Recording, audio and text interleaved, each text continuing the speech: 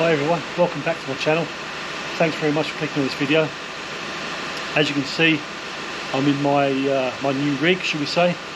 So the intention of this video is to show you around my new ute, which is a GWM Canon Vanta. So let's have a look around it. Okay everyone, so I'm inside the GWM ute. We only picked this up 2 days ago. Full disclosure, I do not know a lot about cars or vehicles of any kind. I know the basics, like most of us. I'm not a mechanic. However, one thing I am is I'm pretty savvy with money, and I'm a big researcher on anything that I purchase. So the information I'll give you about this car today is from me researching it over the last 3 years, really.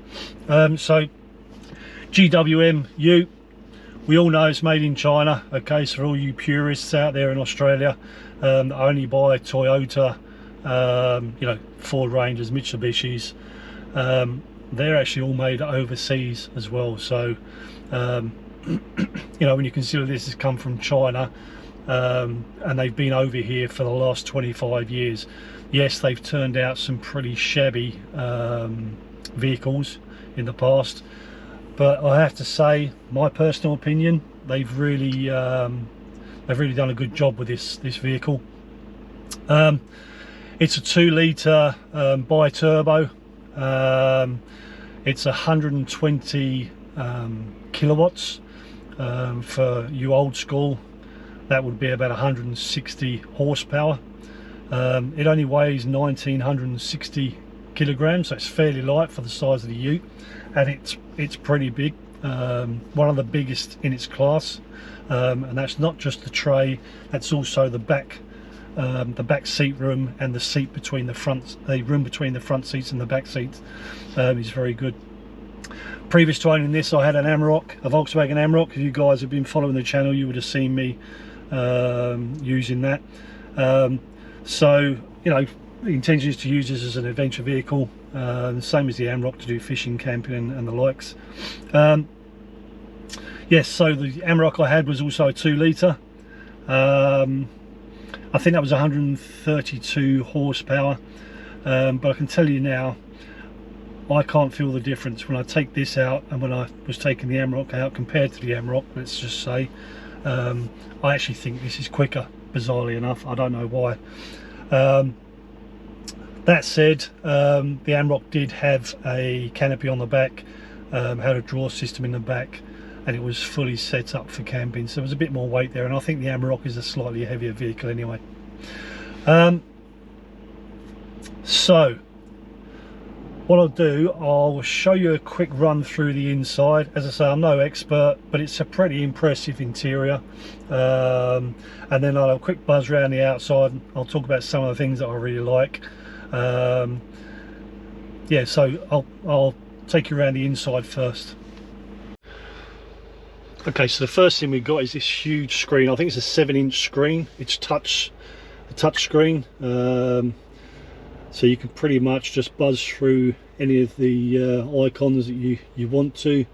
You've got car settings, and with the car settings you can go into the comfort mode, and you can put your seat settings. You can have passenger and driver seats heated, so low, medium and high. It's got auto mirrors that fold in once you shut the car up and lock it. It's got a wireless charger, which you can see is on there on display, and this is the wireless charger pad down here. Might be a bit difficult to see in this light, but yeah, there's like a textured pad there. If you've got the phone that's got the availability on it for wireless charging, then you simply just place that on there and it will start charging.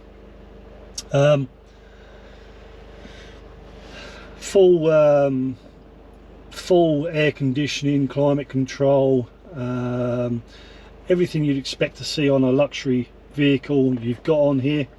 It is a full all-wheel drive, so 4-wheel all-wheel drive, but then just over here, as you can see, you've got a 4 low. You have to be stationary to put it into 4 low. Gear stick's very easy and very simple to understand. You press the P and that puts it in park and locks the parking brake on, and then you've got reverse, neutral and drive. You have to push this button in here on the right hand side, and then that allows you to transfer through the gears to whichever one you wish. It's got 3 modes. It's got a normal mode, an eco mode and a sports mode. I have no idea what they do in different modes. I was told to just drive it in normal mode. I think sports mode, you might put it into that if you go onto a beach or something, and the eco mode would just be economy. Yeah, you've got a couple of USBs down here. You've got a Siggy lighter there. The engine is electric start, as you can see. You just push the button in. I have actually had electric brakes installed on this, so you can see I've got electric brakes on there. And then the steering wheel is like something out of space. It's got absolutely everything on there. You've got paddle shifts, up and down. It does have adaptive cruise control. So basically, if I'm right in thinking, you put it into cruise control, so you're doing 80 kilometers an hour and the car in front of you is only doing 70-75 kilometers an hour. Instead of racing up behind it, you can set the distance where the car will slow itself down and maintain that distance from the car in front, and if the car then turns off or speeds up, this car will then speed up and it will be in sync with the car in front. Nice looking dashboard. I mean, this is all leather, so this is the Vanta model. So with the Vanta you do get the padded leather seats, you get the padded leather door cards. It's got this sort of I don't know what you call that. Is that like a fiberglass looking panel here? Same down here with the gears, where the gear lever is. It's got this carbon fiber looking fancy thing. Yeah, that's the box. Right. So I've got my wallet and I've got a box of tissues in. There's still plenty of room in there. It's not the greatest and the biggest one that I've seen. It's a bit smaller than what I had in my Amarok, but serves its purpose. It's got a little tray here, and we keep bits and bobs. That slides out of the way and reveals 2 coffee cup holders. As I say, I'm no expert on these, on cars, so yeah, I'm probably going to just end it there and take you around the outside of the vehicle, I guess.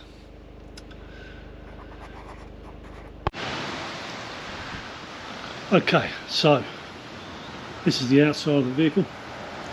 Now with the Vanta model, it does come with, I think it's what they call the all black package.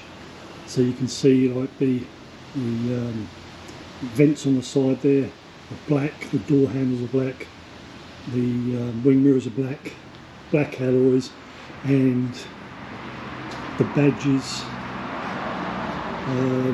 on the front and on the back are all black as well as the sports bar. So you can see the back handle there. Apologies for road noise, I'm out in the driveway. Yeah, so I think you'll agree it's a pretty impressive looking vehicle. I particularly like the colour black. I think it's, it just finishes off the ute really well. Something I didn't talk about was the space or the room in the back. It's covered in sand in a minute. I picked my son up from creche yesterday and his gum boots are all full of sand. Decided to take them off from the back of the car. Yeah, look, you can see, I mean, he's come up to 4.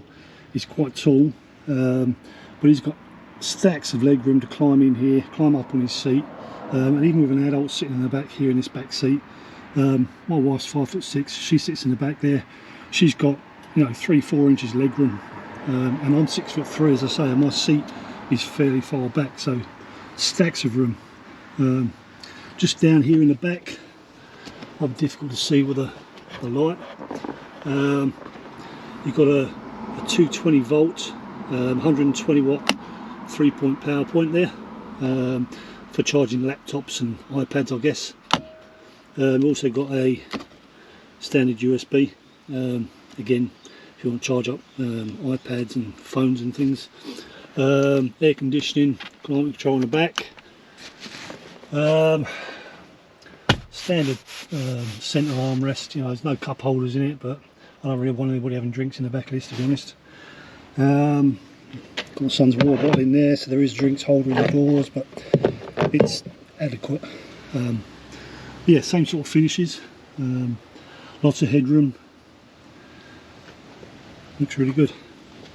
Okay, I'm going to show you my favourite part of the vehicle. As I say, I'm 54 years old now. Climbing in the back, in and out of the back of one of these things is difficult, to say the least. But if you push this button here, it releases a step. Okay, which now makes it a whole lot easier for me to get up into the vehicle. So if I'm going camping, I want to load all my boxes in here, I've got easy access to them. I am going to get a roof platform, which I already have actually. I just need to get that fitted. Hopefully I'll do that this weekend. I'll bring that to you guys when I do that. It looks fairly easy to fit. I'm going to put the step away. It's as simple as picking it up, pushing it back in, lifting the door. This door is a gas strut, so it's nice and light. Yeah, so that is the outside of the Canon Vanta. The intention is we're going to use this to tow our new 15-foot Austrac 10-mile caravan around Australia, hopefully next year. We're soon going to do a lot of weekend trips in that. I'm going to bring a full review of this. This is new. I'll do a full external review, I'll do a full internal review. There's plenty of them on YouTube already. But there are a couple of different changes to this, the newest model, which aren't on some of the 22 models, which I'll bring into the review for you. I'll also talk about the mods that I've done or am going to do on this van. Okay. Just back to the car, I have got a manual roller shutter to go on top of here. So when I do that again, I'll bring that to the channel. That does include a rear tailgate seal and electronic rear tailgate lock, which has to be installed. So yeah, I guess what I'll do now, I'll take you back into the office and I'll run down a few stats. There's plenty of stat videos on YouTube at the moment. I'm not going to go into massive detail, but as I said earlier, if you've got any comments at all, you've got any questions, if you're considering buying one of these, hit me up and I'll tell you what I know. All I can say is I think it's a fantastic ute, and I think anybody that buys one will not be unhappy. Okay, I'll see you in the office. Okay guys, so we're back in the office now. So what can I tell you about the Canon? As I said, I'm no expert on mechanics, I'm no expert on cars, I should say. Look, it tows 3 tonne, it can carry a tonne in the back tray. If you want to take it in the water, I think it's got a weighed-in spec of half a metre, 500 mil. Canon say that it will run 100 kilometres, 9.4 litres, and that would be mixed city and highway, I guess. Yeah, look, there's plenty of specs on YouTube already. There's plenty of specs on the internet, and these are just the basics that I've picked up on. So, as I say, if you've got any questions, I'm happy to answer them. Flick me some questions in the comments box. And look, if you're going to buy a ute in the coming months and you're not too fussed about, you know, being a purist here in Australia, then I can tell you now the Canon utes are phenomenal for the money you're going to pay for them. Okay. Anyway, thanks for joining me on this video. I'll bring you back when I start doing the mods on the ute.